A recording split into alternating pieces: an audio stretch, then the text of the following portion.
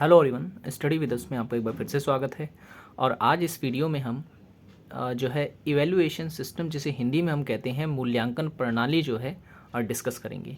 Teaching aptitude का ये काफ़ी इम्पॉर्टेंट टॉपिक है और यहाँ से क्वेश्चंस भी हमेशा पूछे जाते हैं, तो इसलिए जो है मैंने ये टॉपिक इस बार लिया है। ठीक है, तो काफ़ी इंपॉर्टेंट है, तो वीडियो को एंड तक देखें। वीडियो पसंद आए तो लाइक ज़रूर करें, ठीक है।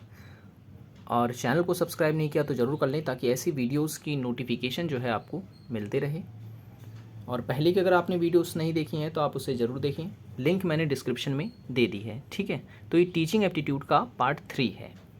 तो चलिए शुरू करते हैं। मूल्यांकन प्रणाली यानी कि इवैल्यूएशन सिस्टम क्या होता है? मूल्यांकन प्रणाली, अगर हम इसका शाब्दिक अर्थ देखें तो शाब्दिक अर्थ इसका ये होता है कि निर्णय प्रदान करना, ठीक है, निर्णय प्रदान करना। और इसे हम अमूमन जो है परंपरागत जांच या फिर परीक्षा के नाम से भी जानते हैं, ठीक है। जो अध्यापक होता है वो किसी भी पाठ को अगर कक्षा में पढ़ाता है तो वो कैसे पता करे कि वो पाठ जो है, जो अध्यापक ने पढ़ाया है, वो छात्र ने उसे सीखा या नहीं सीखा, ठीक है। तो उसके लिए वो क्या करता है? परीक्षाएं लेता है, उनसे सवाल पूछता है, ठीक है। तो ये जो प्रक्रिया है जो अध्यापक अभी कर रहा है सवाल पूछकर, यही कहलाता है मूल्यांकन। इंग्लिश में इसे कहते हैं इवैल्यूएशन, ठीक है। अब मूल्यांकन को जो है दो वर्गों में हम वर्गीकृत करके देख सकते हैं। एक है परंपरागत मूल्यांकन और एक है आधुनिक मूल्यांकन। ये प्रकार नहीं है, ठीक है, प्रकार मैं भी आगे आपको बताऊंगा। मूल्यांकन दो रूप में हो सकता है, एक परंपरागत और एक आधुनिक। तो जो परंपरागत मूल्यांकन होता है, यानी कि वो मूल्यांकन जो पहले किया जाता था, बहुत पहले, ठीक है, ऋषि मुनि वगैरह इस प्रकार के जो है मूल्यांकन का इस्तेमाल किया करते थे। इसमें होता यह है कि सिर्फ और सिर्फ जो है जो छात्र होता है उसकी शैक्षिक पक्ष को देखा जाता है। इसका मतलब यह है कि बच्चे ने किताबी ज्ञान कितना लिया है, बस ये जांच किया जाएगा, ठीक है। ये परंपरागत मूल्यांकन कहलाता है। और इसके जनक कौन है? तो इसके जनक हैं J.S. राइट, ठीक है। J.S. राइट्स ने जो है इस पर विस्तार से चर्चा की है।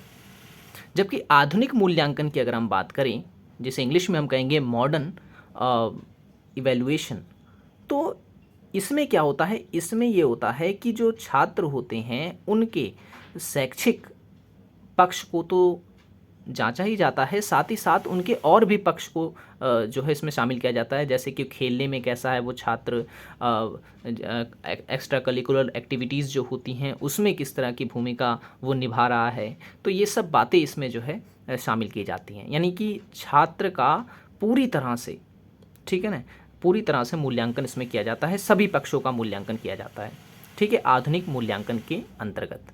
तो इस समय जो है इसी प्रकार का मूल्यांकन स्कूलों में, कॉलेजों में किया जाता है, जबकि परंपरागत मूल्यांकन जो है बहुत कम देखने को मिलता है। और आधुनिक मूल्यांकन के जनक कौन है? तो याद रखना आपको, B.S. ब्लूम, ठीक है। B.S. ब्लूम जो है वो आधुनिक मूल्यांकन के जनक कहलाते हैं, ठीक है। अब बात कर लेते हैं मूल्यांकन की विशेषताएं कौन कौन सी हैं, ठीक है। तो मूल्यांकन की विशेषताओं की अगर हम बात करें तो हालांकि काफ़ी सारी विशेषताएं हैं, लेकिन जो मेन है वो मैंने ली है यहाँ पर। जैसे कि पहली है विश्वसनीयता, इंग्लिश में जिसे हम कहते हैं क्रेडिबिलिटी। तो मूल्यांकन करते समय जो है विश्वसनीयता का होना जो है वो काफ़ी ज़रूरी माना जाता है, ठीक है। अगर अध्यापक जो है वो किसी भी परीक्षा पत्र को अगर जांच रहा है, ठीक है, तो वो उसमें किसी भी प्रकार से जो है कह सकते हैं एक प्रकार की ढील नहीं देगा, ठीक है। वो ईमानदारी और उस तरीके से अपनी ईमानदारी से जो है उस पेपर को जांचेगा या फिर कहेंगे कि इवेलुएट करेगा। तो उसमें विश्वसनीयता होना जरूरी है। नेक्स्ट है वैधता भी होना जरूरी होता है मूल्यांकन में, ठीक है।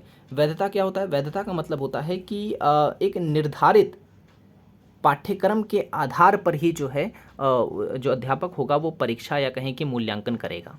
ये नहीं कि भाई पढ़ाया कुछ और एग्ज़ाम में पूछ कुछ और लिया, नहीं, ठीक है। वैधता का होना जरूरी है।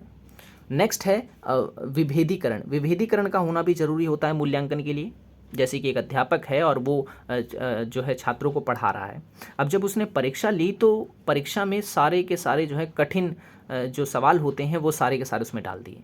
तो इससे होगा ये कि जो कमज़ोर छात्र होंगे, ठीक है, वो उस परीक्षा को सही से नहीं कर पाएंगे। तो इसलिए जो अध्यापक होगा उसे जो है विभेदीकरण करना चाहिए, यानी कि परीक्षा पत्र जो है, प्रश्न पत्र जो है, उसमें कठिन प्रश्नों को भी शामिल करना चाहिए और जो है कठिन, सरल और माध्यम पर्सन को भी शामिल करना चाहिए, ताकि कमज़ोर जो बच्चा है वो भी कर सके कुछ ना कुछ, और जो तेज बच्चे हैं वो भी कुछ ना कुछ कर सकें। ठीक है, तो इसलिए जो है विभेदीकरण जरूर होना चाहिए मूल्यांकन में। ओके, नेक्स्ट है वस्तुनिष्ठता। वस्तुनिष्ठता का मतलब ये होता है कि वस्तुनिष्ठ टाइप के पर्सन होने चाहिए। ठीक है, जब भी मूल्यांकन अगर किया जा रहा है अध्यापक के द्वारा तो। नेक्स्ट है समग्रता। समग्रता का मतलब ये होता है कि जितना भी मूल्यांकन किया जा रहा है वो एक तरीके से पाठ्यक्रम का ही होना चाहिए। ठीक है, बाहर से कुछ नहीं होना चाहिए। मानक का मतलब ये हो गया कि जो मूल्यांकन किया जा रहा है उसका एक कहते नहीं कि फिक्स क्राइटेरिया तय कर देना चाहिए कि भाई इतने अंक जो हैं लाने होंगे।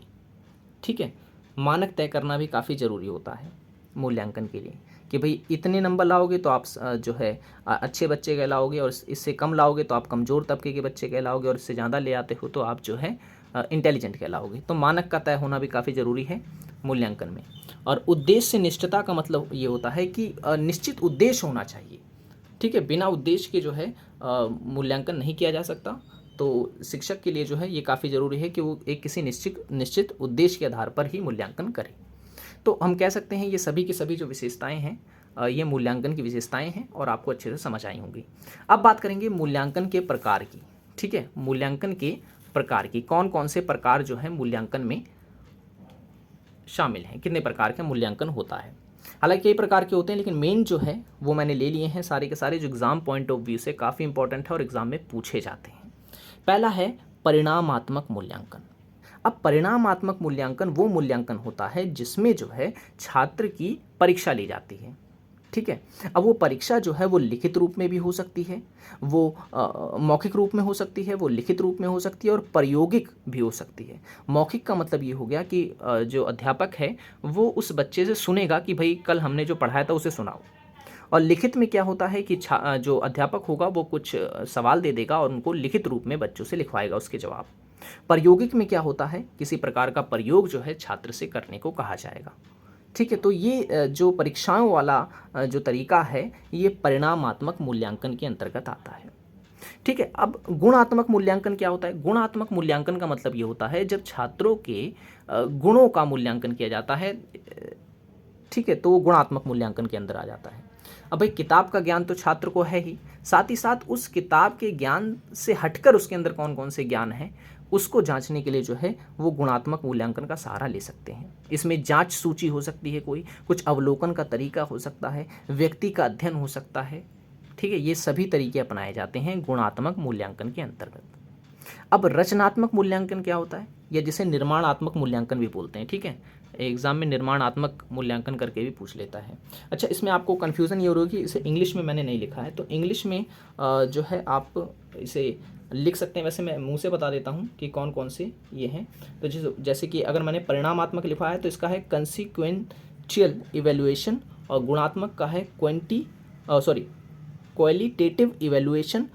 और रचनात्मक की अगर हम बात करें तो रचनात्मक मूल्यांकन को इंग्लिश में कहते हैं, या निर्माणात्मक मूल्यांकन को फॉर्मेटिव इवैल्यूएशन। ठीक है, फॉर्मेटिव इवैल्यूएशन। तो क्या होता है फॉर्मेटिव इवैल्यूएशन, तो ये मैं आपको बता दूं कि फॉर्मेटिव इवैल्यूएशन के अंतर्गत होता यह है कि जब छात्र कोई पाठ पढ़ा रहा है, क्लासरूम में ही देखा होगा आपने कि टीचर बीच बीच में पढ़ाते पढ़ाते अचानक से ही किसी से कोई सवाल पूछ लेता है। ठीक है, और बच्चों को जो है उसका जवाब देना होता है। अगर वो जवाब नहीं दे पाए इसका मतलब ये है कि वो पढ़ाई पे ध्यान नहीं दे रहा था। तो इस प्रकार का मूल्यांकन जो है जिसे रचनात्मक मूल्यांकन कहते हैं, और इसे निर्माणात्मक मूल्यांकन भी कहते हैं। इंग्लिश में फॉर्मेटिव इवैल्यूएशन कहते हैं। ठीक है, तो इसमें सहभागिता होती है टीचर और छात्रों की, दोनों की, जब कक्षा में पढ़ाया जाता है।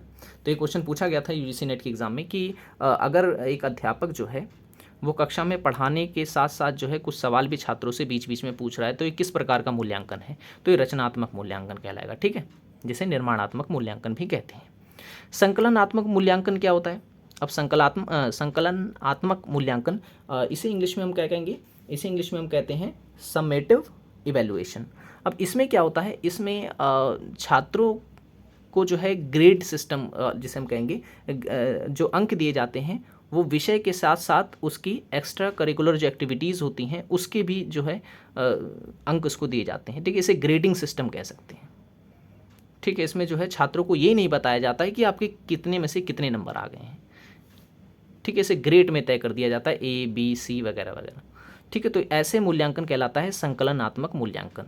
10th वगैरह के एग्ज़ाम में आपने देखा होगा इसी प्रकार का मूल्यांकन किया जाता है 10th की मार्कशीट में। जबकि अच्छा, एक है मानक संदर्भित मूल्यांकन। क्या होता है मानक संदर्भित मूल्यांकन? इसमें ये होता है कि अगर टीचर कोई परीक्षा ले रहा है तो उसमें वो फिक्स कर देगा कि भाई देखो 100 में से 33% जो नंबर लाएगा वही जो है उसमें पास होगा। तो इस प्रकार का मूल्यांकन जिसमें कि मानक तय कर दिया जाता है उसे मानक संदर्भित मूल्यांकन कहते हैं। इंग्लिश में इसे क्या कहेंगे? इसे इंग्लिश में कहेंगे स्टैंडर्ड रेफरेंस्ड इवैल्यूएशन। ठीक है, तो ये चीज़ आपको याद रखना है।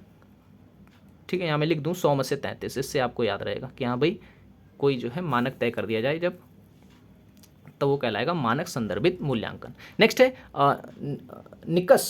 ठीक है, निकष संदर्भित मूल्यांकन, इंग्लिश में से क्या कहेंगे? तो क्राइटेरिया रेफरेंस्ड इवैल्यूएशन।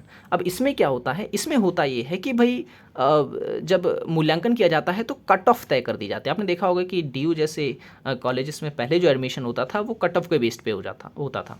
यानी कि अगर आपके 50% आए हैं, 60% आए हैं, किसी के 70% आए हैं, किसी के 80% आए हैं, तो सभी लोग जो है इसमें अप्लाई करते थे।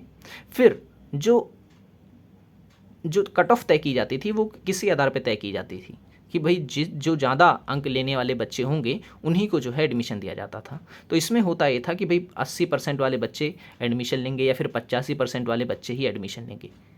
ठीक है, तो इसे हम कहते हैं कट ऑफ वाला, या कहें कि क्राइटेरिया एक प्रकार का तय कर दिया जाता है इस प्रकार के मूल्यांकन में। ठीक है, याद रखने के लिए मैंने यहाँ कट ऑफ लिख दिया है। कॉलेजेस वगैरह में जो एडमिशन होते हैं वो इसी बेस पे होते हैं। ठीक है, तो आज की वीडियो में इतना ही। आई होप ये वीडियो आपको पसंद आया होगा। वीडियो पसंद आया हो तो लाइक ज़रूर कर दें। ठीक है, अगर आप इस प्रकार की सीरीज़ को पसंद कर रहे हैं, अगर और आगे तक चाहते हैं, ठीक है, पहले की वीडियोज़ अगर आपने नहीं देखी हो तो आप उसे देख सकते हैं। मिलेंगे नेक्स्ट वीडियो में। Thanks for watching this video. I button पर क्लिक करके भी देख सकते हैं और डिस्क्रिप्शन में लिंक भी दे दिया मैंने।